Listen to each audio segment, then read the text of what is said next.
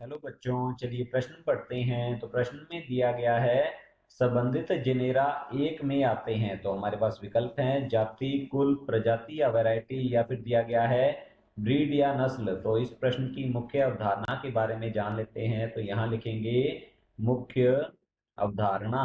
इस प्रश्न की मुख्य अवधारणा है हमारे पास वर्गीकरण। यह प्रश्न जो है वर्गीकरण से संबंधित है। जीवों के वर्गीकरण से यह प्रश्न जो है संबंधित है। तो इस प्रश्न की मुख्य अवधारणा हुई हमारे पास जीवों का वर्गीकरण। तो जीवों का वर्गीकरण से तात्पर्य होता है जीवों को जीवों को उनकी उनकी समानता तथा असमानता असमानता के अनुसार समूहीकृत करना समूहीकृत समूहीकृत करना जो है यह कहलाता है जीवों का वर्गीकरण।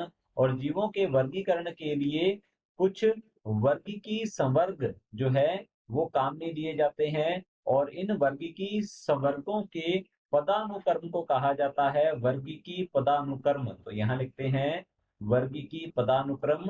और वर्गीकी पदानुक्रम के बारे में हम जान लेते हैं। तो सबसे पहले वर्गीकी पदानुक्रम में सबसे बड़ा जो संवर्ग आ जाता है वह होता है जगत का। तो यहाँ लिखते हैं सबसे पहले आ जाता है जगत, और इसके बाद में आता है संघ संघ या प्रभाग।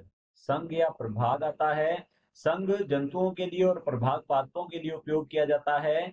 इसके बाद में आता है वर्ग, और फिर गण गण इसके बाद कुल, फिर आता है वंश, और अंत में आता है बिल्कुल जाति।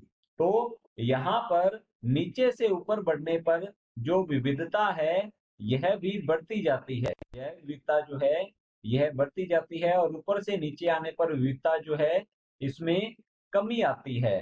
तो यहाँ पर हम देख सकते हैं समान जो जातियां होती हैं जिनके लक्षण समान होते हैं उन्हें एक वंश में रखा जाता है, और समान वंशों को रखा जाता है एक कुल में। तो यहाँ पर पूछा गया है संबंधित जेनेरा, अर्थात एक समान जेनेरा या जो वंश होते हैं एक में आते हैं। तो ये एक किस में आते हैं? ये एक कुल में रखे जाते हैं, फैमिली में रखे जाते हैं।